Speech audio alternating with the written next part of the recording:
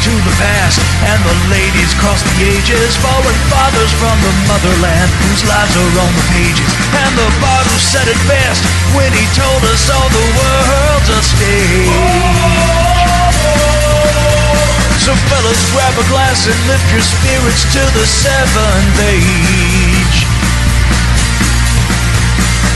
Welcome one and all to the Seven Ages Audio Journal. It's time once again to pour up a glass and pull up a chair as we gather together here in our favorite corner of the Crosstime Pub, which has been occasionally positioned throughout the ages near the Temple of Millions of Years, where women and kings and women kings once walked. Fellas, how you doing? What up? Doing great as usual. Happy to be back in the Crosstime Pub. Yeah, James is sounding a little saucy tonight. Very saucy. Yeah. Well, you know, I've been house sitting. I had wanted to get back down to one of our beloved locations, fellas, Charleston, South Carolina. We had hoped, in fact, to get down that way recently in an effort to get out in one of our favorite rivers and do our due diligence and try and report some archaeological discoveries to the University of South Carolina educational system, as we do, being licensed hobby divers. And we apparently waited just long enough for it to rain, and now the rivers have risen yet again, fellas. Darkness reigns. Speaking of the hobby diver program of South Carolina for recovering artifacts, we did get a listener email this week from Chris Corley, and this is what he has to say, guys. Just wanted to send you guys a quick note to say I really appreciate the podcast and the research efforts on the various disciplines that you cover. I'm a local artifact collector in Columbia, South Carolina, and it's great to hear about various projects that archaeologists are doing in our area and throughout the Southeast. I have recently signed up for the collector license through the South Carolina Institute of Archaeology and Anthropology. I am so proud to be part of a program that allows collectors the ability to share their finds and contribute to the archaeological record. I hate I missed you at the Camden Artifact Show, but hopefully you will be able to catch up with you next year. Thank you for your efforts in bridging the gap between professional and avocational archaeology, and I look forward to the future of the podcast. Well, how cool. Nice to hear from Chris. And, you know, I got an email the other day from the other Chris. That is our good friend, Dr. Chris Moore. And he was complimenting us on the episode that he and Dr. Goodyear joined us on. And for those of you, by the way, who enjoyed hearing Chris Moore and Dr. Albert Goodyear on the audio journal, you might head over to our YouTube channel, because since we posted that episode, we put a full, good, I think, 22, 23-minute long video of our time with Dr. Goodyear, the team, Jason, James, and I, and Dr. Goodyear at the Topper site. And I have to say, the video turned out really great. Sitting down and editing and watching it over and over again really, to me, drove home the fundamental importance of the archaeological discoveries that have been made there. And it really underscored to me the argument that Al has made, especially with regard to what's called Big Red, that very large hunk of chert that came out of roughly 50,000-year strata. I mean, we're looking at something that he calls an indisputable artifact. At first, you might look at it and say it looks like a big rock, but as he shows, we had chipping right here, and somebody repeatedly struck it, and that was to try and cause it to fail. And here you see some flakes actually were notched off, and here's another point, and then there was a fourth one that he wasn't able to find at that moment. But he's turning this in his hands and showing us all this stuff. You see it right there on camera in this video, and I had one of those aha moments where I'm like, wow. I mean, in that location, a low-energy area where something's not going to be very likely to fall, it's sitting all by itself as though it had been moved to that location. It had obviously been struck repeatedly and strategically in numerous areas. I mean, I'm looking at this thing going, wow. I mean, it may be unassuming to the eye at first, but when you take in what Dr. Goodyear is saying about this, and you recognize the qualities that make this thing an artifact, it's like, wow. First of all, there are a lot more things out there that might be artifacts that you really need to have a good eye to be able to spot. And second of all, even some experts try to dispute that because they either haven't looked at it, or they may not actually be aware of the things that cause this to qualify as an artifact. But I think the biggest problem, of course, with it is where it was found and what period it was associated with, which is, as I'm sure we'll talk about in the future, we've got the new article that came out in Science Advances about the Galt site, pushing back those time scales even further to around the 21,000-year mark in Texas. And, Topper had been doing that for decades already. So, check out our video there on the YouTube channel, our visit to Topper with Dr. Al Goodyear. Really fun times, guys. Just like you said, some of this stuff you just need a trained eye. You look at these things and you're like, oh yeah, looks like a rock or a hunk of chert or whatever. But person with the trained eye can tease out these details and notice things that are, and these clues that lead us to other discoveries. Well, that's why I'm so happy to hear that Chris wrote to us. And thanks again for writing, Chris. And if anyone out there would like to write to us, our emails are easy to remember. Micah, James, or Jason at 7ages.org. Those are the ways to reach each of us respectively. I'm so glad to hear that other people are getting involved in the South Carolina Hobby Divers program, because, I don't live in South Carolina. I travel there. Actually, Jason, you live in North Carolina. None of us live in South Carolina. South Carolina is an archaeologically rich state, though, and so we all have out-of-state hobby divers licenses. But that program makes it such that if you want to go into the waterways and do so legally to look for artifacts, you not only have to have the license, but you are required to report things back to the state. That way the state finds out about the things that the collectors are discovering. It's a beautiful program which does a lot of what we try to do on this show, and it puts into place a regulatory system by which it bridges the gap between the collectors and the academics. I'm very thankful for it personally. Yeah, it really gives everybody an opportunity to participate in the archaeology of the state. I'm a longtime resident, obviously, of South Carolina. That's my home state, from Charleston originally, and spent at least 35 of my years there. But it's a good program. Unfortunately, there's still a lot of folks out there that aren't part of it. There's a lot of folks who've never heard of this program, but it is important, and because the research is based off many times of someone, a navigationalist, an amateur, going out there in the river, going into the creeks, and this permit is required for artifacts of any sort, including fossils that are taken from any navigable waters. So if you're there collecting fossils or you're there collecting artifacts of any sort, you do need to have this permit. And it's real simple. You just fill out your forms, you send it back in, and different researchers, different academic areas are able to focus on that and learn more about the discoveries that are being made throughout the state. Yeah, we often talk about the Hobby Divers program on this show. If you live in South Carolina or anywhere else, you need to look into the regulations in your home state or any state that you travel to. You look at a state like Florida, you are prohibited under law from removing any kind of artifacts, and they've got a really different kind of a situation down there. That's quite a controversial thing. I'd like to do a whole show about that at some point in the future, but be sure and look into the laws and regulations in your state as it relates to collecting, and do consider when you find things, sharing them with academics. That's something that is pivotal to the work we do as a team. We hope you guys will consider that too. Hey, Jason, did you just hear that? James, check it out. Looks like it's about time for another volcano update. Look out. Yeah. Hey, I guess I'm going to turn it over to our resident geologist. Why don't you tell us what's up? Oh, hold on. There she blows again. Oh, yes. So, yeah, in an interest to entertaining content for the show here, I was perusing the web the other day, and one thing that a lot of people may not know about is the USGS's Volcano Hazard Program, and it's real-time monitoring of all the volcanoes in North America, and really they monitor worldwide. Anyway, I looked at this and I thought to myself, that might make an interesting segment each week, just a couple of minutes to talk about the current volcano hazards in North America. Now, most of our listeners are in North America, but if you go to their website, which is volcanoes.usgs.gov, you'll be able to find all this stuff. So the elevated ones are, the ones that you already know about. Kilauea, which has been under constant eruption for the last several weeks or months, actually. Yeah. And then there's two others, the Great Sitkin volcano and then the Cleveland volcano, which both of those, when I first saw the Cleveland one, I wasn't familiar with that. I was like, what's going on here? Where's that one located, James? Both of those are in Alaska. Ah, okay. So Alaska has a lot of volcanoes that don't get a lot of press because there's just not a lot of people up there. They don't present hazards to humans or whatever, so nobody really pays that much attention to them. But you can also go and check out all the volcanoes in North America. They've got their own special tab, but which I thought was kind of neat. And this is a volcano that you hear a lot about in the news, and there's always kind of like these doom and gloom predictions about different things.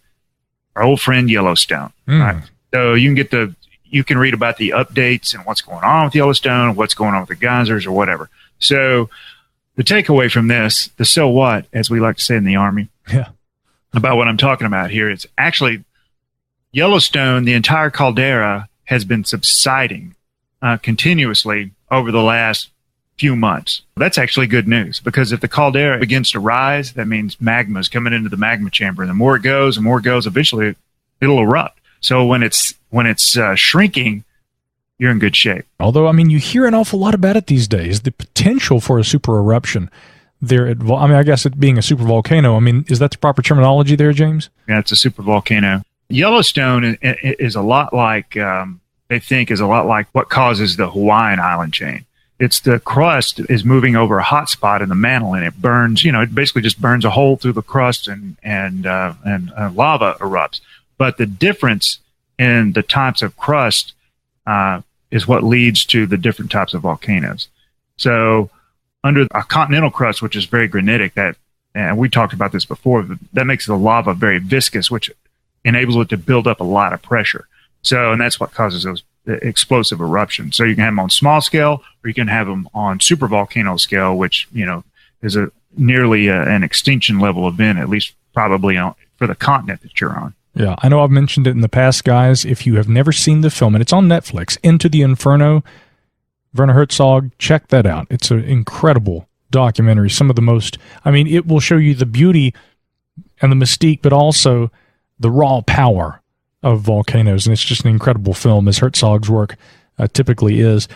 I'll tell you what else has been quite intriguing. The likes of something I would say that you would expect to see in a film right now has been all of the hubbub, the much ado that has been made about this black sarcophagus that was recovered in Egypt. Well, I'll tell you, that's been number one on my news feed. Volcanoes has been up there too, with all the activity that's been happening in Hawaii, but it seems like almost every other story that's been popping up on my news feed has had something to do with this massive black sarcophagus that's been found in Alexandria. And you look at the pictures and you don't realize just how massive this thing really is till you look at the weight and the dimensions of this thing, and it really is huge. And that ominous black stone that it's hewn from has led to all sorts of speculations about who it could possibly belong to, what's going to be found inside. Is it Alexander the Great? On and on the conversation goes. Well, this past Thursday, they finally opened it, and much to everyone's chagrin, it wasn't quite what they expected when the lid came off. To say the least. I hear it was problematic, not only in terms of opening it and finding something, I guess, that was somewhat below expectations, but also there had been sewage leaking into this thing, and that it was, that the odor was atrocious when they tried to open it. Yeah, no one, I don't think anyone's really expecting that when you're dealing with antiquities like this. Of course, anything's possible, but being that it was buried under street level, it can kind of make sense. There was apparently a crack there in the sarcophagus somewhere, probably in the lid or around the edge there, that allowed this sewage water, this red, brown, viscous sort of substance to seep down. And they did find bodies inside. There was 3 bodies that were recovered. So, it wasn't a total loss as far as archaeology goes. There were still plenty of things there to study. The sarcophagus itself will be quite the object of years of study to come, I'm sure. But, that substance that has managed to seep in, I'm sure, has destroyed a lot of the material and archaeology that could have been taken from a site like this. But apparently it was quite horrific. The smell, that is, they had only raised it a couple of inches before people were already sort of overwhelmed with this stench, and there's no telling how long that water has been in there with the body. So you can only imagine what that must have smelled like. Yeah, I'm seeing the AP photos that were put out with the BBC article, and it doesn't look like it would be very fun having to open it, find this, and of course addressing media fears that disturbing the tomb, in addition to releasing horrific odors into the world, that it also might reinstate a pharaoh's curse, the likes of which we've heard legends about. But of course, fortunately for us, Egypt's Ministry of Antiquities said we opened it, and apart from the awful smell, thank God the world has not fallen into darkness. It always gets me, even here in 2018, that you have the clickbait. Let's take a serious story and throw on the curse. It seems like it's one of those old tropes that anything that ever comes up with Egypt it's either a curse or it's revenge of the mummy. It's even in modern day, we still don't get away from those old type of clickbaits. So they just want you to build the story up into something that has nothing to do with the actual archaeology of the site. The whole idea and the superstition associated with the so-called Pharaoh's curse is really essentially that. My friends, clickbait is nothing new. In fact, there are plenty of evidences of it and propaganda in general throughout time. If you head over to 7ages.org, we've got an article about that. But maybe in the next segment, we can discuss this with our very esteemed guest. I would like to know about the divide and the differences in opinion among the academics and the way things are presented on television and in popular media as it relates to ancient Egypt and these kind of things. In just a moment, we will be joined by Kara Cooney. She is the author of The Woman Who Would Be King, Hatshepsut's Rise to Power in Ancient Egypt. Really can't wait to get into this conversation about ancient Egypt and her archaeological pursuits when we return here on the 7 Ages Audio Journal.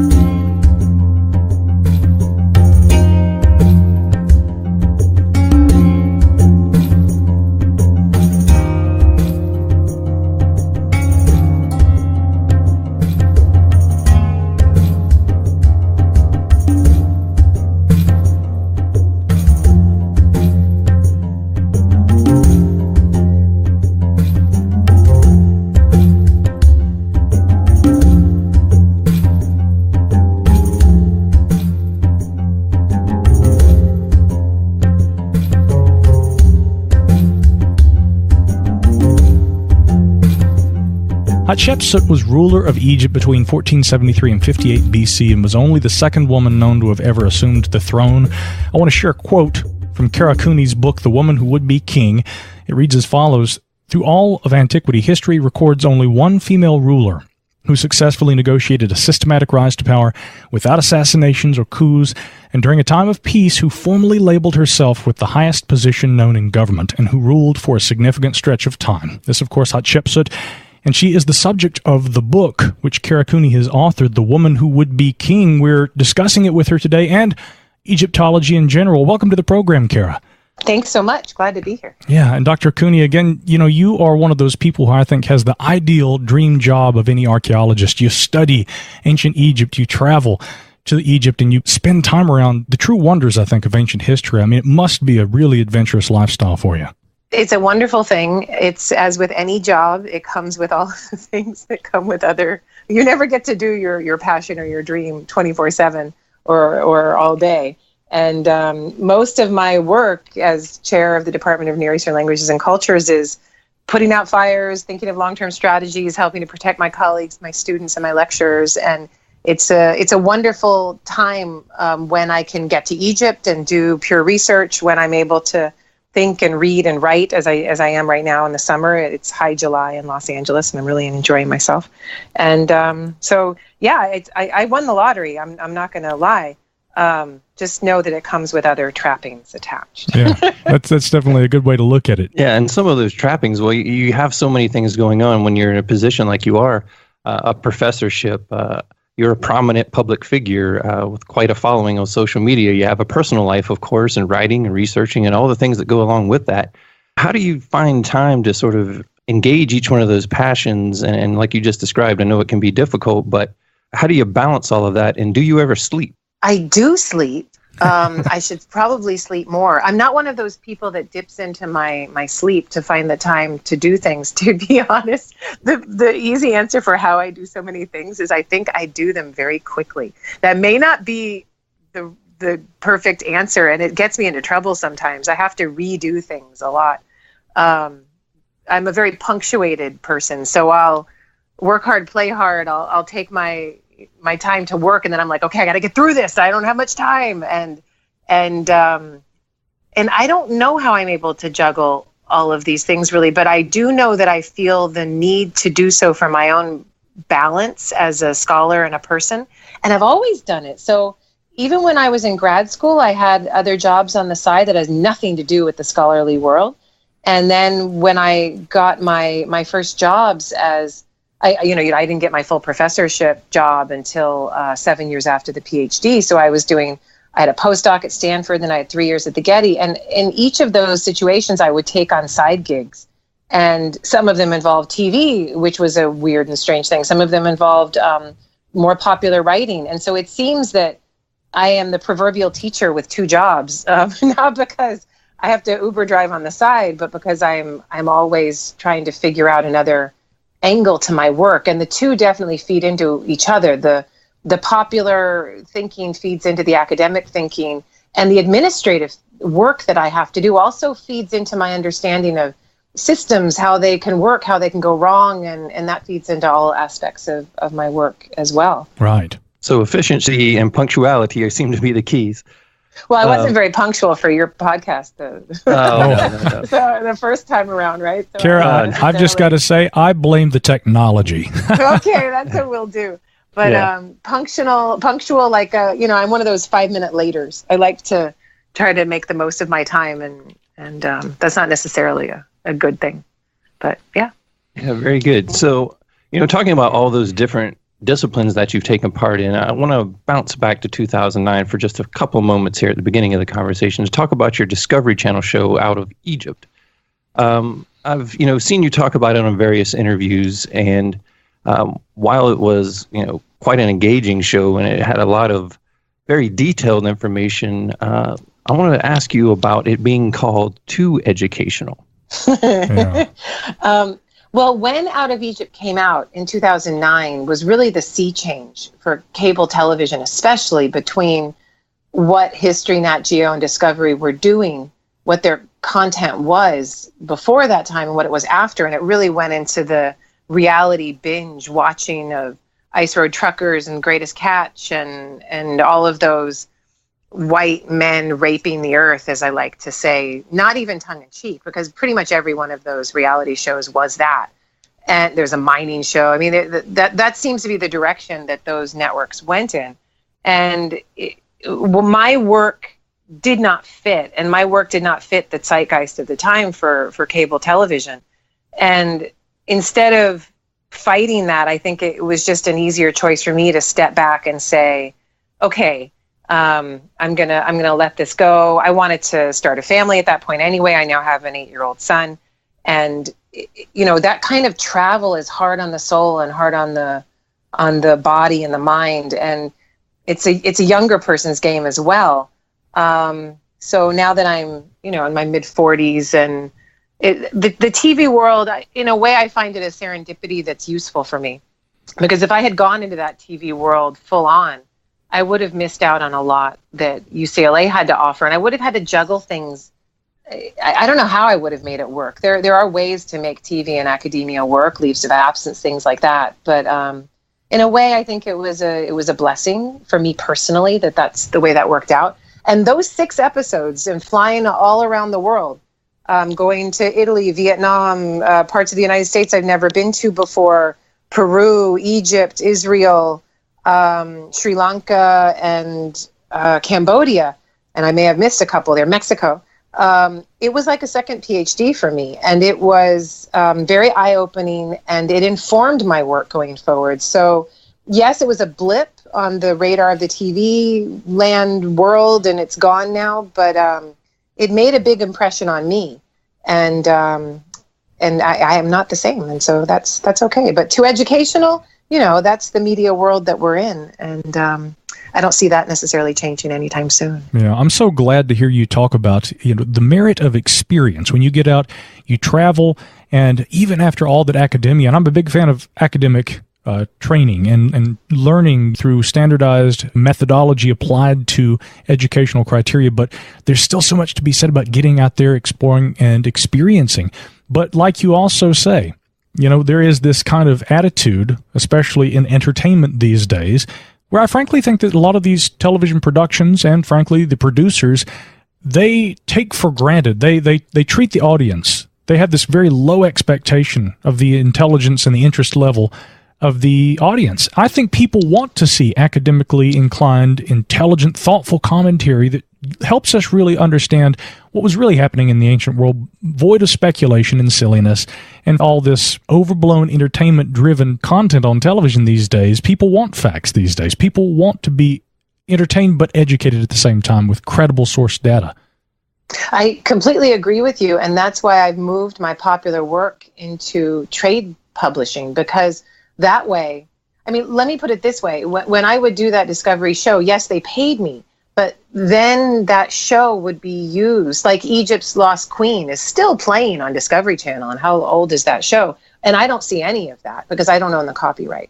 So there's a very good common business sense involved in me deciding to do trade publishing.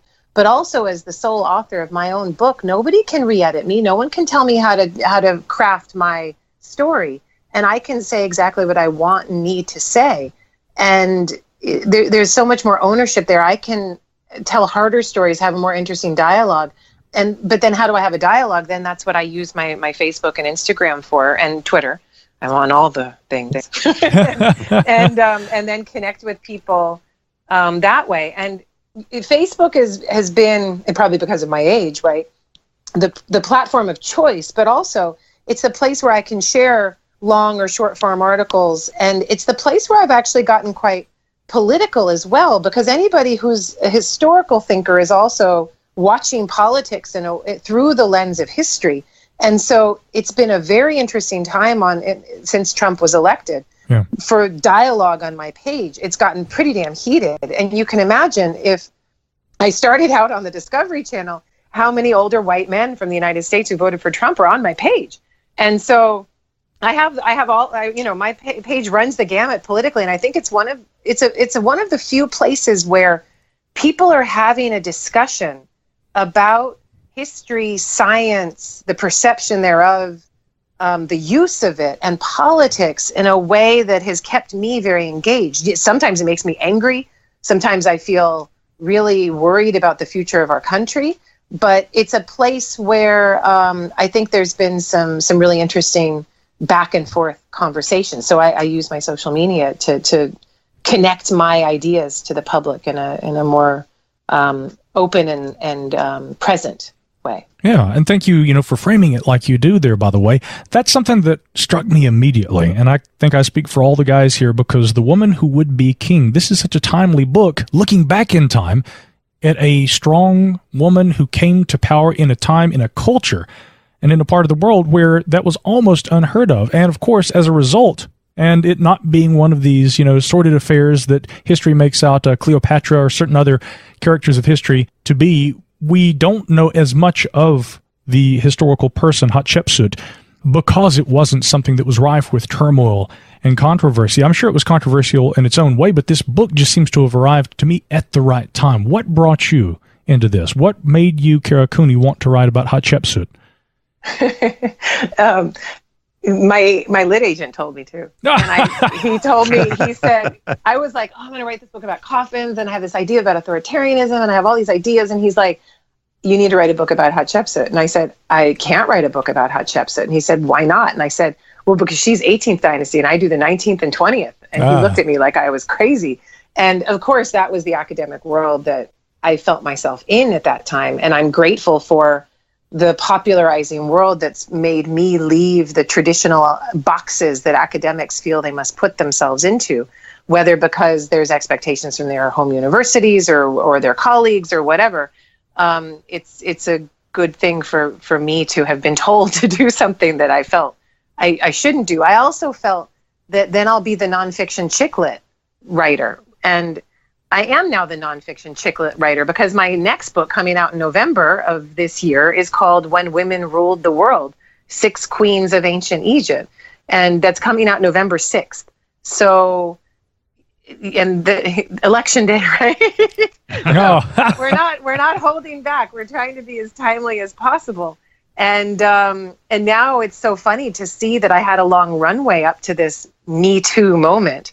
And to be able to discuss through the lens of the ancient world why women still do not have power, why 50% of the population does not have 50% of the power, is still very interesting to me. And I think doing it through the lens of history makes it more thoughtful for some people, more thought-provoking, I hope, less of a knee-jerk reaction that I'm trying to take down the system as it is, or, talk about cultural appropriation all the time, or whatever the triggers are for people these days, or tell white men they have no place in society. No, this is not what I'm trying to do. Right. But I'm trying to ask why we still have such a deep-seated, non-verbalized, even unrecognized hostility towards women in power. Well, it's nothing new, I can tell you. It's something that ancient people have had through time, and that the human species shares. And it's very interesting to me to question why that is, and to use history as my mechanism for doing so. History arguably is the best way to do that. And before I turn it over to my cohorts here, just to kind of get this conversation going in that direction, Hatshepsut comes to power and takes the throne as a woman in a time of relative prosperity. This is a very unusual circumstance historically, and especially in Egypt at this time. She essentially has to assume and perform the role of a man in order to be able to maintain leadership in Egypt. And she did this in more ways than one, as I'm sure we'll discuss with you. Tell us, first and foremost, to frame the discussion, why this is so extraordinary and how precisely she did it. Well, she was gifted with serendipity, and her serendipity is maybe not something that she would have wished at the time, but she never bore a son. And there she is as the highest ranking queen to her half brother, Thutmose II, the king. And she only gives birth to a daughter and not to a son. And that is something that probably gave her great heartache and grief at the moment when it happened. But then maybe when she looked back and she realized that she was ruling for a nephew who was way too young to do it himself, that her mechanism of taking power, well, she would never have taken power over a son. I have an 8-year-old boy. It's not something that I probably would have done to compete with my own child. I'm not saying there aren't mothers out there who wouldn't have done it, but blood is thicker than water, and our kinship ties, our evolutionary biology is a very powerful thing. And so just the mere fact that she is ruling on behalf of a nephew, the son of her half-brother, and not her own child, is the thing that's going to pave that path in the clearest direction. And then the second reason is that her husband and half-brother, Thutmose II, died after only 3 years of rule, which left a bunch of 2-year-olds in the nursery. And you can imagine, I'm sure most of you guys have children, and now think about some of those as young men or young boys ruling all of Egypt. And you'd never allow it. I wouldn't allow my 8-year-old, God help me. And I wouldn't allow a 10-year-old or even a 12-year-old. But we're talking about 2-year-old.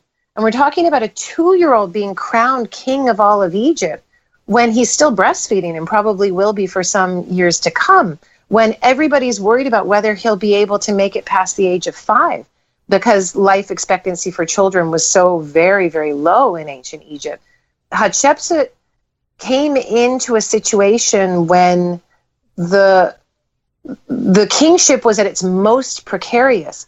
But here's the third part that made her able to do it. She's in a place, i.e. Egypt, where you don't have foreign invasion or internal warlording happening with regularity, where people are so used to a safety geographically, economically, politically, and a status quo that preserves all of their riches, that you have a divine kingship existing in this place unlike anywhere else on the planet, such that when a 2-year-old becomes king, everyone bows down and goes, yeah, a 2-year-old is king and we're going to follow him.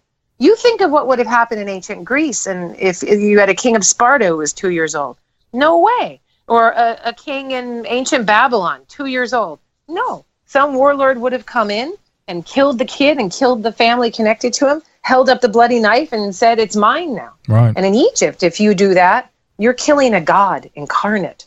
And this is a place that allows a certain kind of authoritarianism that is not allowed in other parts of the world. And this is the darkest tragedy of my book, that we celebrate, on the one hand, these women who are able to rule the world, not as queen beside their husbands or behind the throne, but as king. But they're only able to do so because they're in the most authoritarian place that demands rule be centralized into one particular man or person or family, dynasty, if you like. And that's the only reason she's allowed in. Other parts of the world, when one man falls, another man takes his place. But in this most highly unequal, pyramidally organized society, you have a man who's too young or too old or too weak or a boy or whatever, and you will allow a woman to come in and rule on his behalf. And then ideally to step back into the shadows when the time is right. Hatshepsut never stepped back into the shadows. She ruled from what we can see until her death. And she ruled for 22 years altogether, including her regency for the young boy. And that is what makes her different.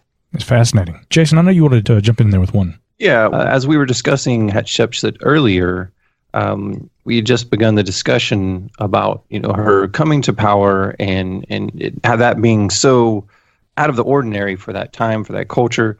And at this point, we can only speculate about this, but I kind of wonder, what do you think her preparation was for that position? Do you think that she was able to truly see a vision of where she was going to be coming up and know how to navigate those waters? And again, we can only speculate about this, but what are your thoughts?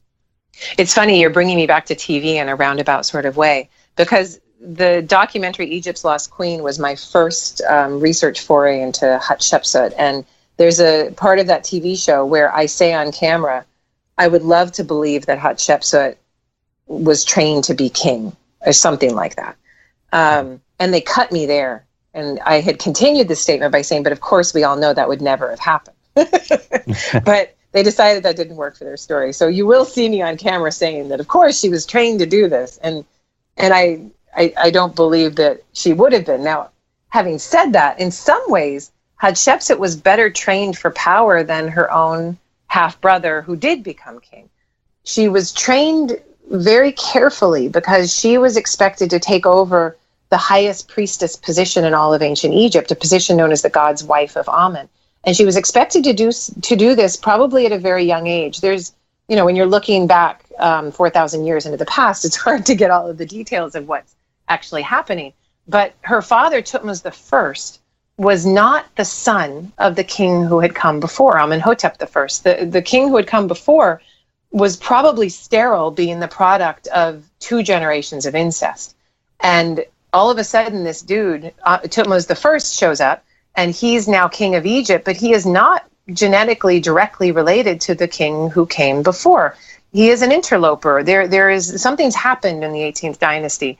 And Hatshepsut, being his daughter, he would want to place those close family members into those most vital positions of power around him. And this position of the high priestess, God's wife of Amun, was one such position. And she was probably trained for this very early on, thrown into the temple with maybe her mother, maybe a godmother of some kind, another elder priestess to help her learn the ropes. And as I say in the book, Hatshepsut would have learned at an early age how to stare somebody down, how to order somebody about, how to see something done the way she wanted it to be done, how to read and write, how to memorize large, long religious texts that needed to be chanted aloud in a temple. She would have stood next to her father, the king, and acted on his behalf or by his side through all sorts of religious rituals. So being next to the God King incarnate was nothing strange to her. And so she got her training through the back door. She got her training, as I mentioned before, as a means of supporting the authoritarian patriarchy. And so it's quite ironic that she ends up using that training to take over the kingship herself.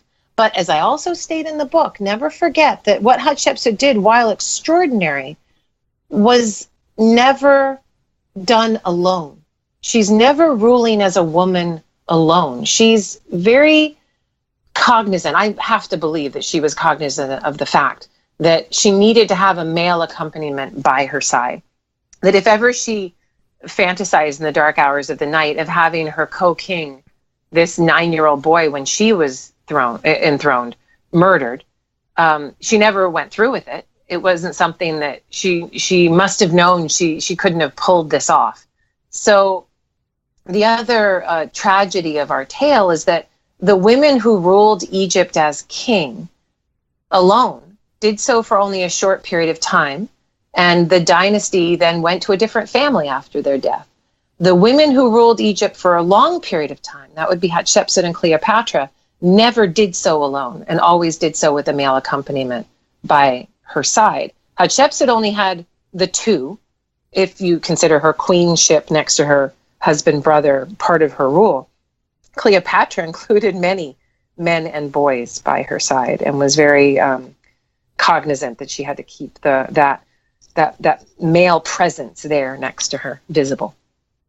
Yeah, so they certainly understood the dynamics of a long-term rule being a female, and I can't help but think, though, being that she was co-regent, does that at all take away from her influence as a notable, powerful leader? And how do you think it affects her legacy overall? Well, I think the thing that affects her legacy most is not necessarily that she was a co-regent, but that she was so successful. And bear with me as I explain what I mean. You think about the women's names that you can say who ruled from the past. And I mean the ancient past. And those names will be Cleopatra, Semiramis, maybe a name like Jezebel might pop into your head.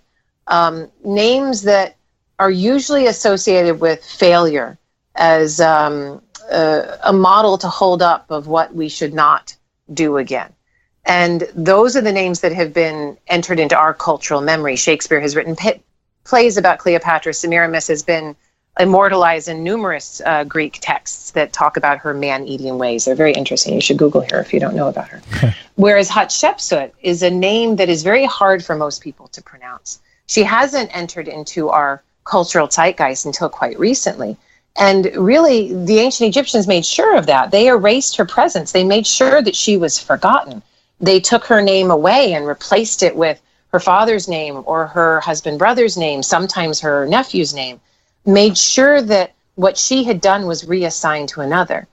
When you're very successful, that success is fungible. It's something that you can easily assign to someone else. It's an abstract that everyone wants to take credit for. When you are a failure, on the other hand, when you do not leave your country better than you found it, as Cleopatra did with Egypt, for example, or Jezebel getting thrown out of the window and eaten by dogs, it's a story that not only do others not want to take credit for it, so it's not easy to erase. It's something you don't need to erase, you don't want to erase. And the story is crazy interesting. It has all of these details about asps and dogs and windows and just all kinds of things that we want to know. We want to know what happened in those salacious times with those difficult and headstrong women. And so those stories are remembered. Hatshepsut is very much a product of her own success, and that is why we've forgotten her. You know, there's some interesting, I think, political moves that she made. And although, as Jason kind of pointed out, and as you have very, clearly stated for us, there's a lot of speculation that we're left to have to do in terms of putting things into context in relation to this story. But Hatshepsut was also someone who, and I want to come back around to how she changed her physical appearance throughout her reign in a moment, but there was what was called the Sed Festival, and considered kind of controversial. Some Egyptologists have said that they aren't sure that the art that depicts this festival was her desire to do this or that it was a record of it actually having transpired. I think I know where you stand on that, but how was she able to justify the Set Festival despite not having reigned a full 30 years, and what was the intended effect? What did she try to enact by doing this? Yeah, the Set Festival is a pretty complicated part of the book, and I try to describe it. I try to give my take. Yes, there are many different ways of looking at the Sed Festival. Hatshepsut wasn't the only ruler of Egypt to use the Sed Festival politically, and she wasn't the only one to use it in an unorthodox way in terms of timing. But from all we can see, she may have been the first one to pull a stunt, a political stunt, if you will, to try to solidify her power. And remember, no person does this alone. Hatshepsut, from all we can tell, is doing this with the full support of a great many elites, if not most of the elites. But what she does is celebrate the Sed Festival within a time period that is before the 30 years of rule. Right. And what she's doing, I think it is year 13 or 14. She's taking those years of her father, 10 years. Mm-hmm. Then she's taking those 13 years that she's ruling, and then she's, I think, adding her regency in there. Right. And essentially she's taking every Thutmose king that ever existed, Thutmose the first, Thutmose the second, now her co-ruler Thutmose the third, and putting those three together, it seems that's the number 30. If Thutmose the second did rule for 3 years, it's the number 30. And she's using this said festival, I believe, and I don't think I'm the only, I mean, this isn't my idea, I'm taking this from other Egyptologists, that she's doing this to introduce her nephew Thutmose III as a full-fledged co-king in his own right. He's now reached his majority. He's now probably 18 years old. Oh, that would put the said festival then at around year 16, 15 or 16, wouldn't it? I'm horrible with dates, which is really funny. That's quite all right. What I do.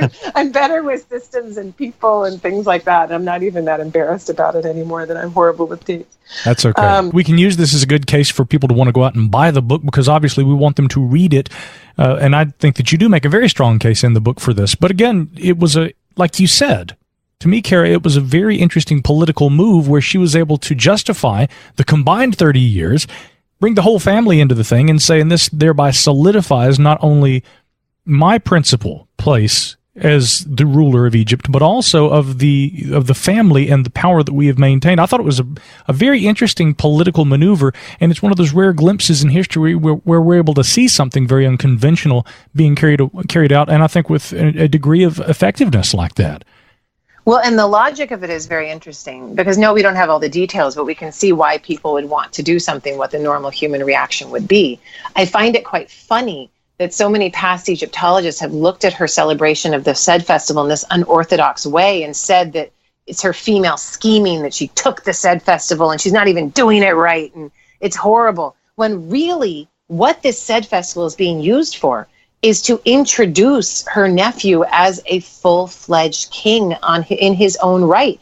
It is being used to support the patriarchy again. And you know what? She may not even have wanted it to have happened in that way, because it's a place for him to be displayed to the Egyptian people in all of the great cities in Heliopolis and Memphis and in Thebes and elsewhere.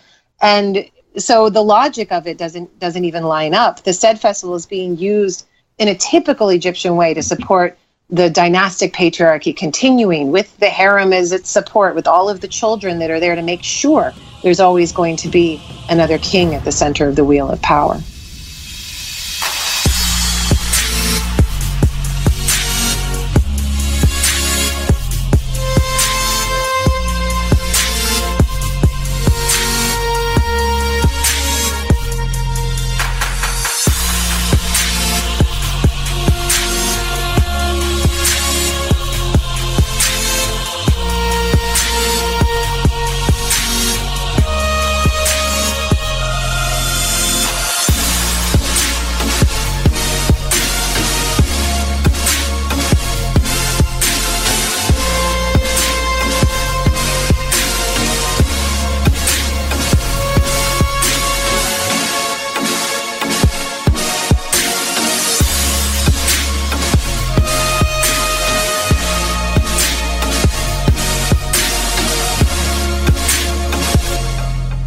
We're talking with Dr. Kara Cooney. She's the author of the book, The Woman Who Would Be King, Hatshepsut's Rise to Power in Ancient Egypt. Briefly, while we're still talking about the idea of the patriarchy, though, that was one of the most interesting things to me about Hatshepsut, the way that she conveyed herself and her power to... Oh, yes, dressing as a man. Right. Exactly. It's an interesting thing. The Egyptians, unlike the Romans or the Greeks, don't leave their innermost thoughts for us to peruse, or, as is the case with the Greeks and the Romans, you don't have other people suggesting what their innermost thoughts were, or, you know, publishing them for others to take them down with. But Egypt, you know, this authoritarian regime was highly protective and depicted as a truly idealized thing.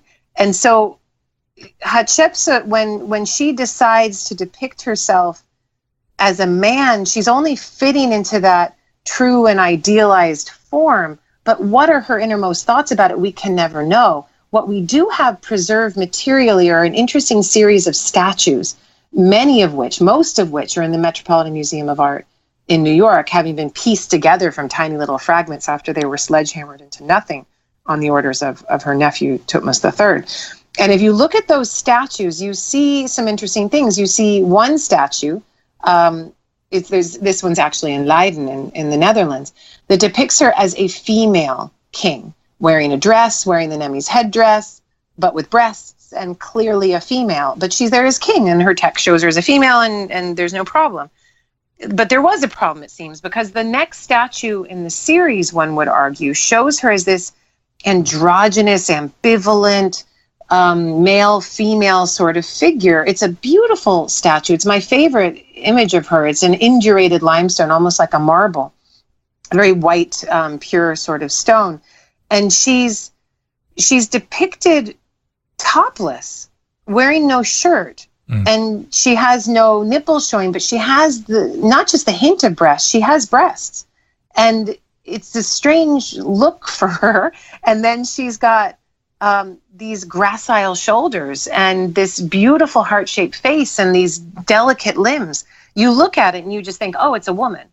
But then you look at it a little closer and you go, wait a minute, it's a woman who's dressed as a man, but is still a woman. So if that's Hatshepsut's innermost thoughts, it's to me the image that shows what she wanted to be, that she didn't want to masculinize her imagery. She wanted to maintain her individuality and her rules simultaneously. But then you see the statues move in a different direction entirely. And the series that comes after, the series that shows her giving offerings to the gods in the temples, particularly from Deir el-Bahri, from her temple of millions of years at Deir el-Bahri, she's buffed out. She's got, a six-pack. She's got biceps like you wouldn't believe. And her face is now masculinized. She has this chin, we all know the difference between a male and a female face. And she decided for whatever reason that she needed to masculinize her image. And those said festival scenes in relief from Karnak Temple, from her red chapel there, show her completely masculinized, so masculinized that she is a twin to her young nephew, Thutmose III. They have the same body, the same face, the same everything. So there seems to have been some problems as she was growing older, as her kingship was continuing alongside this vibrant, young, successful king, and he will become one of Egypt's most successful kings. So I think everyone could see that they were dealing with a real star of kingship here. That would be Thutmose III, and she's the aging crone alongside him. I say crone, and the woman's in her late 20s. It's horrible. Sure. maybe early 30s, right? But maybe aging is inappropriate to bring in here. But her bodily presence needed to match his, and it's a key piece of evidence that shows us that Hatshepsut was not able to get everything she wanted. She had to fit this patriarchy rather than expecting it to fit her. She had to masculinize to become what the gods wanted on the one hand, but really what the Egyptian people expected and needed her to be. In some ways, I see it as a bow to her elites and their expectations more than anything else. You kind of compared it to first wave feminism in your book. Yeah. This idea that I don't need to have a kid. I can't have a kid. I need to become like a man. I'm going to wear a power suit. I'm going to be aggressive, and that's my way to get what I want. It's not necessarily a successful way to do it. It's a disingenuous way to do it. It's a way that's absolutely ignoring and denying your biology, your ability to have a baby, your ability to emotionally connect with people better than a man. And there needs to be a way for human beings to allow women to be emotionally connected and in power simultaneously. Yeah, absolutely. No doubt about that. And what we see with Hatshepsut is why we have to speculate about what she would have been thinking and what politically would have been going on in her life and different times as she was moving forward throughout the co-regency. There are some things that are left behind that we can still go visit today. Some of these monuments, some of the statuary, and even one of the Aswan quarry obelisks that were never actually erected, but is still there in the quarry. But the temple of millions of years, that is the one thing I think everybody can probably recognize as being attached to or directly connected with Hatshepsut. How many times have you visited that particular temple, and do you feel any sort of connection to the person and the character of Hatshepsut when you're there? That's an interesting question. I've been there many times. I've probably been there a dozen times, if not more. I've worked in Luxor a great deal. That's ancient Thebes, and it's the most iconic and visible temple structure from the Nile, and it's just a wonderful place to visit. When I'm there, do I feel a connection with her? I mean, I'm thinking strategically when I'm there. I'm thinking about how she was creating this place to set herself up with power and I'm thinking, you know, good on you, even though they erased you and they got rid of your images and they chiseled you away. You know, this building still stands. The representation of your body is still there because some of the chiseling was done in a poor fashion or was meant to be plastered over, and that plaster has since fallen away. So, you know, there's a part of me that's happy that after all of this, after all of the erasures, it's her building that is the most iconic architectural structure from that entire place. They could remove her from the history books. They could remove her imagery from the temples, but they couldn't remove that building. She had the balls, and I mean that. She had the balls to build in the most sacred part of Western Thebes, in that bay of cliffs dedicated to the goddess Hathor. And so you can't just go and remove that building. It had to remain. And so her aggressivity with deciding where to build something may have actually been the thing that saved the structure. Yeah. But how I connect with her personally, you know, I just try to think, what would I do in such a situation? How would I try to play something like that, knowing that at the beginning of her reign, she's being played more than playing. And in the middle of her reign, she's trying to move things along. And towards the end of her reign, as she's trying to move certain things into fruition, she's probably getting her plans shunted more often than not. So, you know, none of us get what we want in this life. Hatshepsut is no exception. And she would have had to deal with a lot of people whispering in her ear, oh, my mistress, we need to do it this way. Oh, we need to do it that way. Oh, what about this? What about that? And then as her nephew gets older, how does that relationship work? You know, that's something I really wish I could get in my time machine and see more. See those two like sitting next to each other in a throne room, hear what kinds of words were passed back and forth. Did they love each other? Did they hate each other?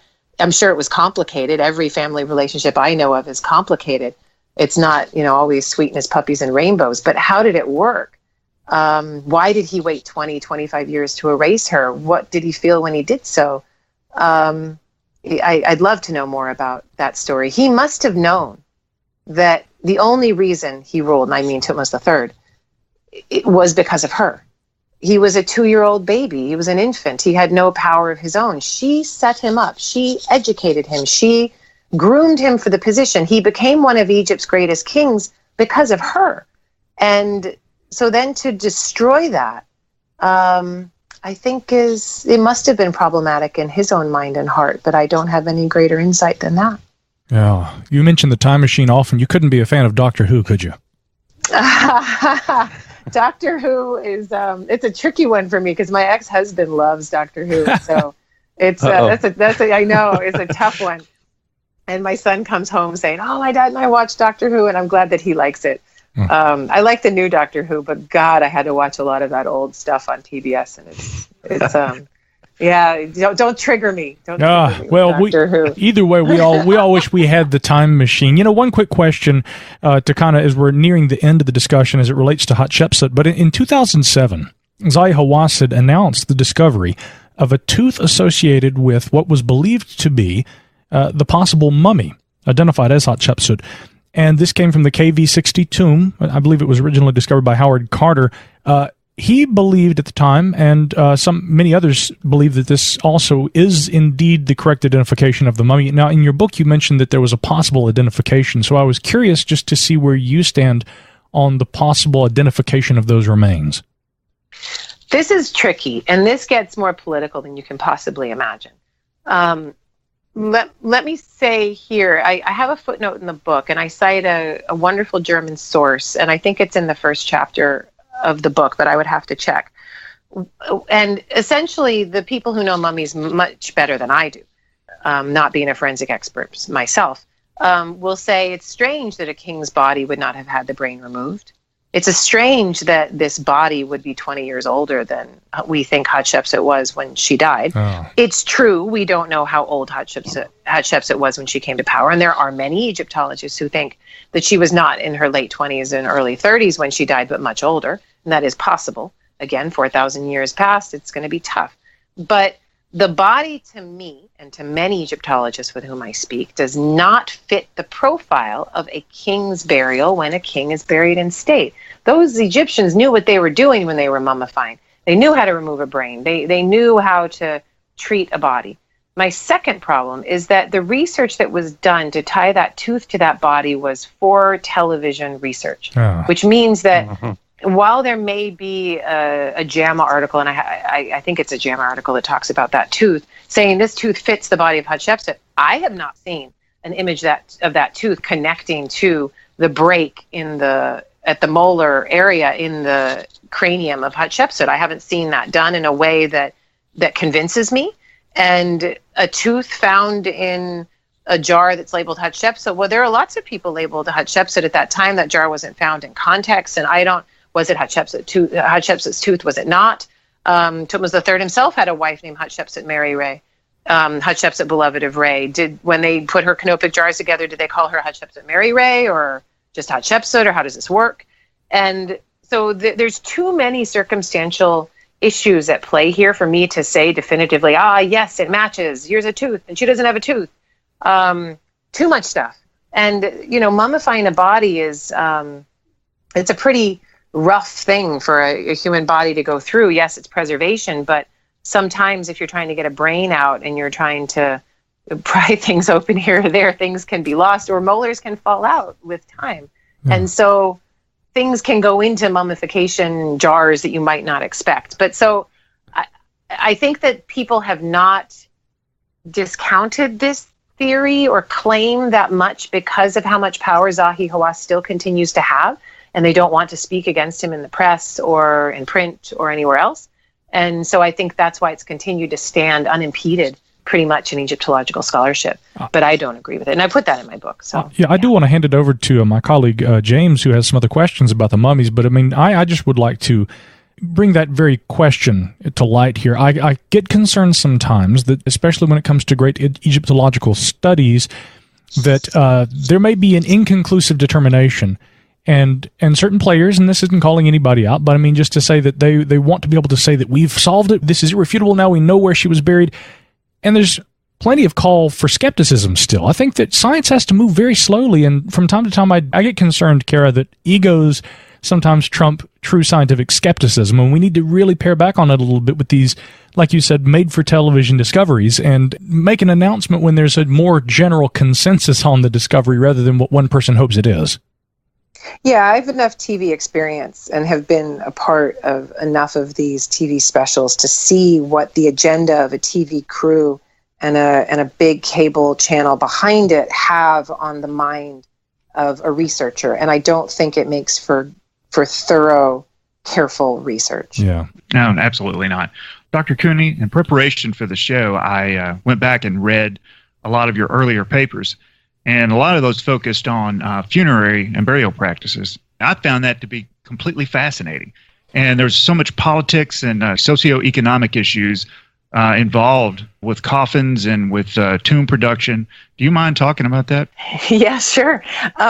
So if you were asking me, how do I juggle all of these different things? Because I juggle, chairing my department, I juggle trade books, and I also have a pretty complicated and long-term research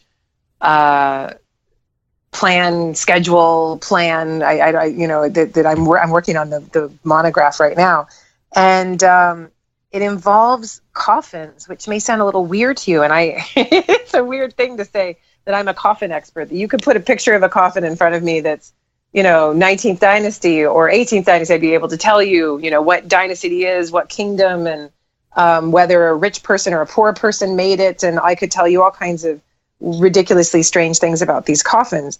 And you may think, well, okay, that's a little bit bizarre. But I do it because I'm so interested in the social lives of these ancient Egyptians. I'm looking at how they compete with each other, how they put their best foot forward in society, how they present themselves to the world.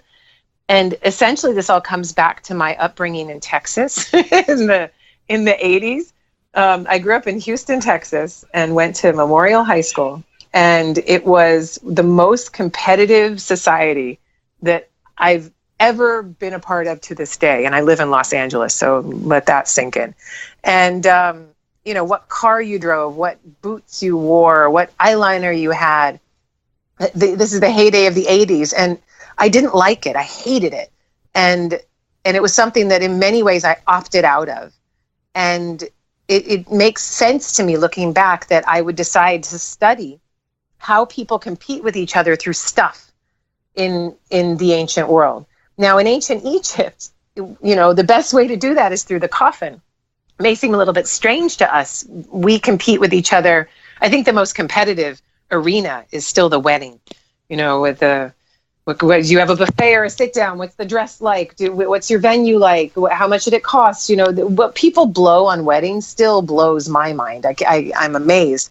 And the amount of agendas involved, competing agendas, and how people are trying to put their best foot forward in their society, I find it very intriguing. So instead of an anthropology of the modern wedding, which I think would be pretty kick-ass to pursue, and I'm sure there's somebody out there doing it, this is the anthropology of the Egyptian funeral. And so I'm looking at these coffins from the perspective of how much did they cost? How much of your salary is that? How did you make these decisions on the one hand? And then I follow, Egypt gives you this amazing gift of longue durée, as they say in French, this long duration of the same political system, the same language, the same culture, the same religion for 3,000 years. And so I can follow these coffins through a time period of prosperity. In the Ramessid period, for instance, that's one of my main areas of interest, into the 20th and then into the 21st dynasty. And midway into the 20th dynasty, you have this great cataclysmic upheaval called the Bronze Age collapse. Everything goes to hell in a handbasket, and all of the elites of Thebes, who are not as hard hit by this Bronze Age collapse, are still hit with scarcity of materials to make their coffins, to put their best foot forward. And so I'm looking at now coffin reuse. When are people reusing these coffins? How do they do it? Do they reuse from their family members? Do they change coffins from male to female within one family, depending on who's died next? And the coffin reuse question has been a part of my research agenda, I would say, for the last 10 years. And it's the gift that keeps giving. And I've traveled around to museums all over Europe and the United States, and now I'm working in Egypt in the Cairo Museum, and looked at about 300 coffins in person. And my reuse rate of those 20th and 21st dynasty coffins is over 65%. With just what I can see with a flashlight in my two eyes, and if I had scanning, the ability to scan through plastered surfaces, painted and plastered surfaces, I bet it would be much higher. But it's just really interesting to ask, what is the power of that material? That instead of giving up on the material and saying we will just bury dear dad in the burial chamber, you say, no, we're going to take an ancestor out of his coffin. We're going to take those coffins out of the tomb. We're going to bring them to a workshop, have them replastered and repainted, and then we will put dad inside of that freshly redone coffin. Is it moral? Is it not? How do you negotiate that in your mind? These things are very interesting to me. How do people make these decisions? And the conclusion that I've come to after these 10 years is really to take that ancestor's coffin. If you truly believe you need the materiality to transform dear old dad into Osiris, it's the only moral solution. It's the only thing you can do. And the ancestor has already been transformed. And so now I'm undercutting all of these ideas that we've had about ancient Egypt for so long, that the tomb is meant to immortally be with one owner, that they live with the dead person forever. That's not the way the Egyptians thought about it at all. Most of their history is a centralized and safe history rather than a decentralized upheaval. But during those times of upheaval, which are almost 50-50 to the other, they make negotiations as they need to, and they treat that funerary materiality, those body containers, as temporary locations for the dead rather than a permanent solution. That's fascinating. I mean, it's incredible how in death we can learn so much about the lives and the thought process of these ancient people. Also, Dr. Cooney, when I read your previous papers on this work, that the thing that's fascinating to me about this is the economics and the social aspects of these burials. And you were talking about how they reuse these funerary items in the caskets, or the coffins rather. And I was wondering what happened to the previous owner. What happened to their bodies, or was there a black market for these materials, since they were so well sought of, and then the coffin makers, or the artisans that created these things, these people had to, I would think they would have a pretty high standing in society, at least in their strata of society. This is exactly the book I'm working on this summer. So this is what I have on my mind. Cool. These ideas of reuse and how it worked. The coffin makers, yes, I would call them lower elite. So they're people that have some disposable income of their own. They're not people at the top of the hierarchy, but during a time period of great collapse and distrust and economic scarcity, they're sitting on a gold mine. So the people that I study are these craftsmen that come from a place called Deir el-Medina in Western Thebes, and they are the ones who decorated the tombs in the Valley of the Kings for Ramses II, III, IV, V, all of these dudes. And they know where the tombs are located. They know where the hidden tombs are located. So when things get really bad in Thebes and you need a way to pay people, you need access to funds, you need to pay other people off, whatever, it's the Deir el-Medina artisans who know the location of the bank vaults.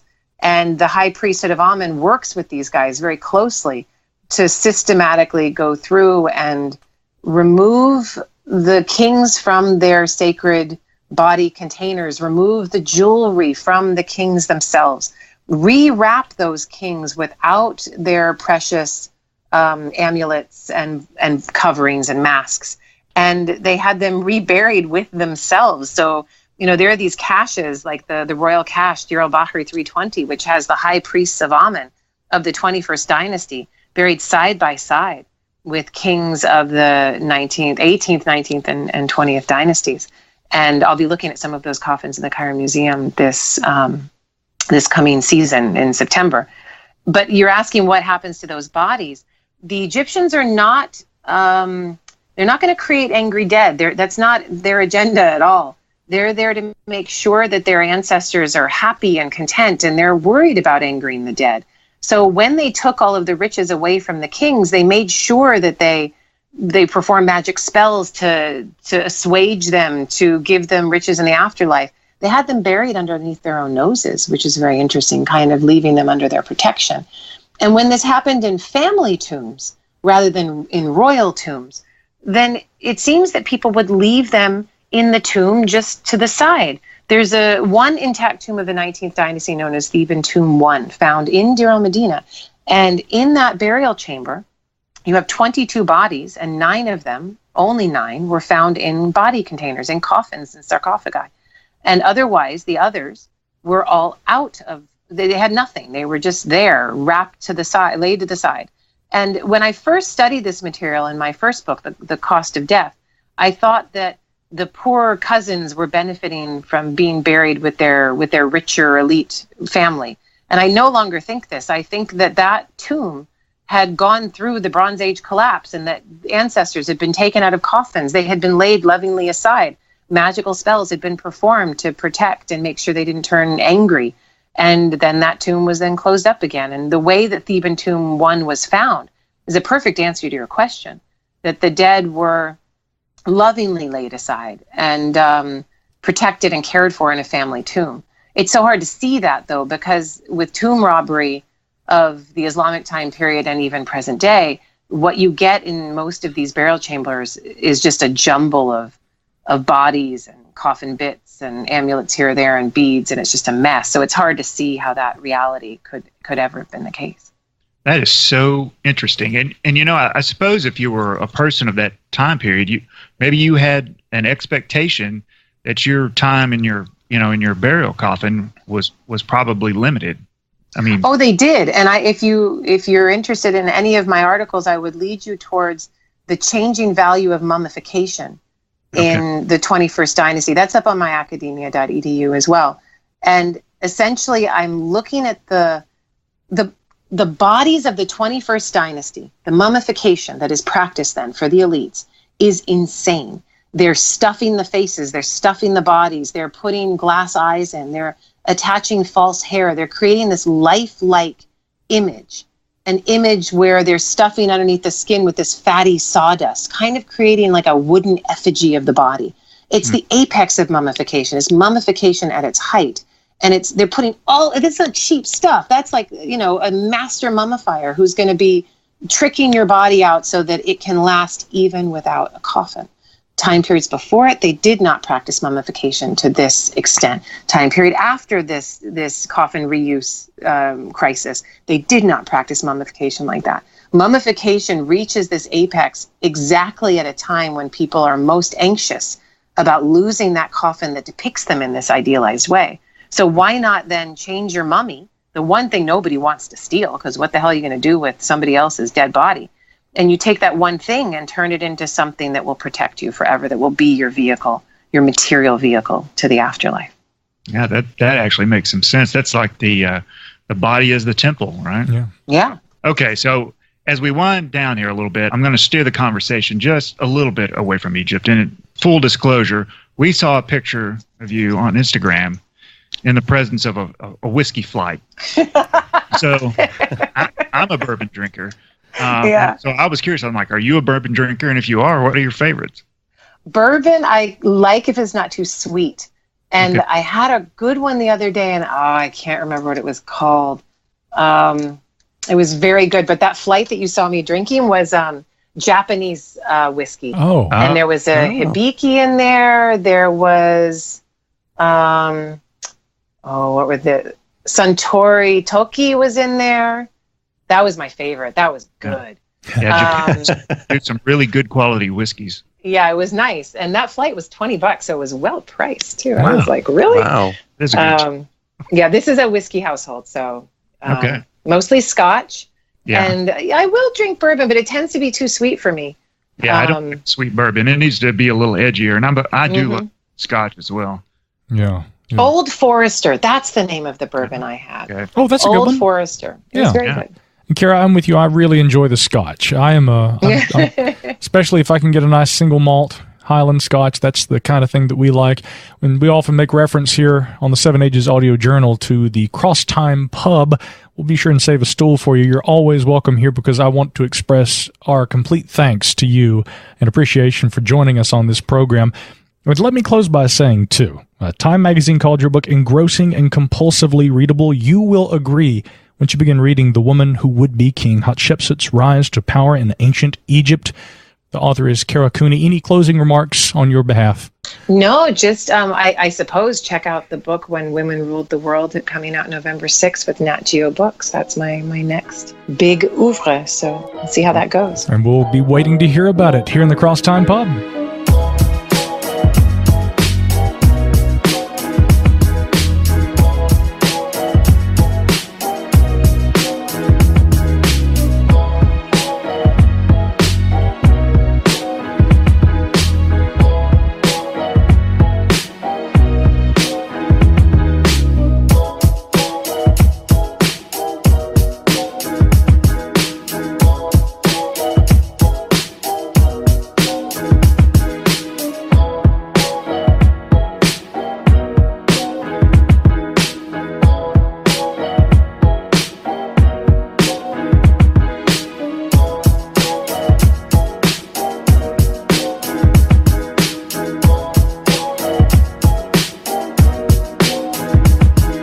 Gentlemen, that was a fantastic interview. And again, I want to thank Dr. Kara Cooney for coming on the show. We had a great time.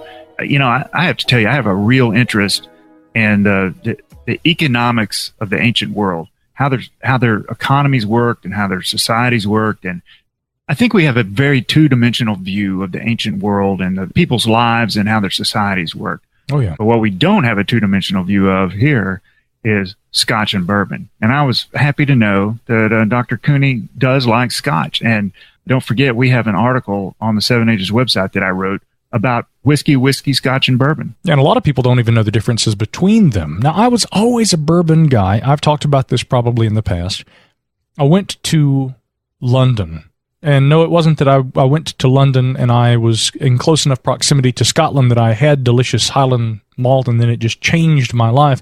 No, it was just that for some reason when I came back from my trip to England, bourbon wasn't as kind to me. Scotch, I find, is a little different, and I've always kind of had an affinity for it just because it's such a unique beverage. The flavor, the smokiness, typically, although not all Scotches have it. You know, if you have a blended Scotch like Johnny Walker Black, and of course, here at Seven Ages, we're fond of that, but it doesn't really have that same smoky character. I tell you, if you want a challenge when it comes to Scotch, try a nice Islay Scotch. Oh, yeah? That will definitely test your Scotch. It'll test your love of Scotch. I'll have to remember that. Now, Jason, speaking of memories, you and I, on one occasion, I think it in fact was maybe my 35th birthday, we sampled, or was it 34th? Yeah, I turned 34. One of my birthdays, we got together and we were down in South Carolina and we sampled some of the Japanese whiskeys. Yeah, well, we had a variety of different whiskeys and scotches that particular day. We also, on my 40th birthday in Charleston as well, we sampled some various cocktails made of whiskeys and bourbons in downtown Charleston. I'm sure you remember that night. That's right. Was it Husk that I took you guys? Yep, sure was. Yeah, and those were bourbon cocktails, which are nice. So don't get me wrong. I mean, I do like bourbon. I just had to have a layoff period, and I periodically do that. All things in moderation, right? In moderation. So with that in mind, again, thank you guys for joining me here tonight at the Cross Time Pub. And remember, you can always find us on Twitter, Facebook, Instagram, YouTube, and find all of our podcast videos and articles at sevenages.org. And don't forget to rate and review on Apple Podcast and all other Android podcast catchers. Rating and review makes the podcast world go around. And also, if you like this show, tell your friends about it. Link it on your Facebook page or on your Twitter. Tell the world about what you hear on this show and share it with others. That's the best way to propagate the message and the formula that we're doing, and it really helps us a lot getting the word out there. So thanks again to the two of you for being here and all you guys who tune in each week and listen to the show. Thanks to Dr. Kara Cooney for joining us and discussing the life of Hatshepsut. And of course, next time we will continue reconvening as we always do here in the Cross Time Pub for another edition of the Seven Ages Audio Journal.